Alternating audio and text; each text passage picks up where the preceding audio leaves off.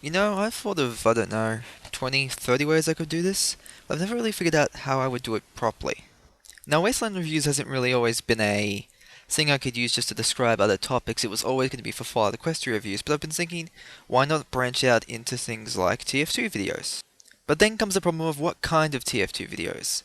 And I've thought about it for a long time, and I figured I'll do source animation and, of course, other things, like MLP related TF2 videos. There are a lot out there, and for the most part, they're good.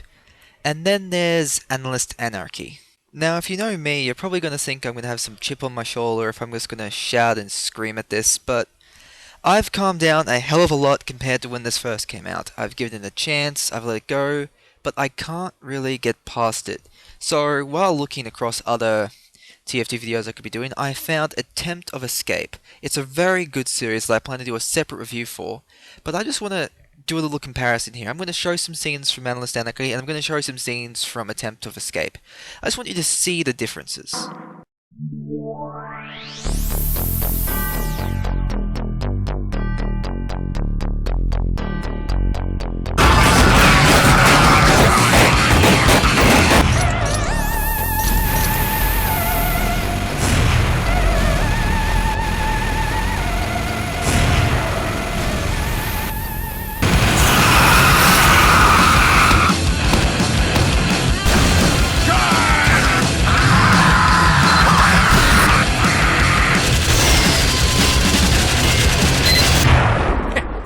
Like a bloody idiot.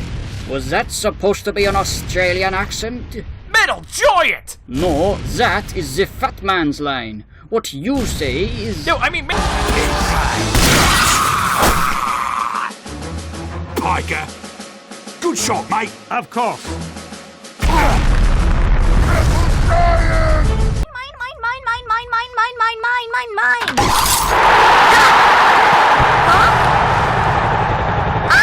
Yours.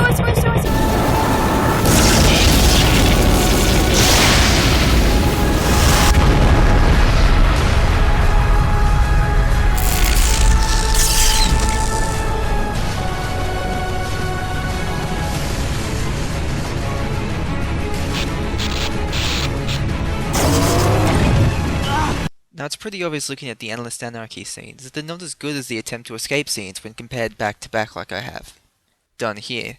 But you may be considering, what other good uses are there? Are there any other good comparisons? Well, there are. I'll keep putting scenes back to back while I do the rest of this review. Now, as far as the plot goes for Analyst Anarchy, there isn't really one. It mainly involves around Dr. Wolf and Firebrand standing on top of one of the Coal Town buildings and talking, while the other characters run around the map and burn robots and blast them and the other things that they do. There isn't really any substance to it. It's more, do you think Icarus is cute? Yes, no, why, maybe. All that good stuff. And that's basically all it is. They stand around and talk. That's what they do at the start, that's what they do 5 minutes in, and 5 minutes after that, they're still standing on the roof and they're still talking.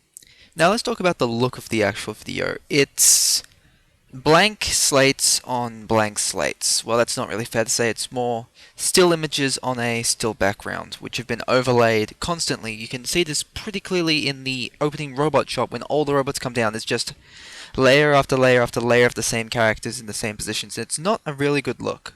This is probably the hard part, which is talking about the actual tactics of this video. Because it is a video, it doesn't have to follow the same rules as an actual game of MVM. The robots don't have to be constantly pushing, the characters don't have to be on a major defense. The bomb can basically be a MacGuffin that doesn't have to be there. But the way this Analyst Anarchy portrays the bomb is a very non-existent thing. Same with tanks. There isn't any sign of a major tank threat. And this is Coal Town, a map known for its tanks. Another thing to be noted is the robots run back in one scene. They wouldn't do this in the standard game of MVM, even if the bomb is behind them.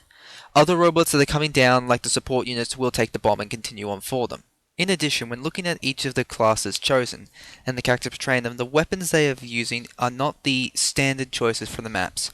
A good example is AMY were using the Charging Charge instead of the standard Sticky Bomb Launcher or Scourge Resistance, which are pretty common weapon choices for a Demo Man on any of the MVM maps. Now for the things that Anarchy does wrong, it does do a lot of things right as well.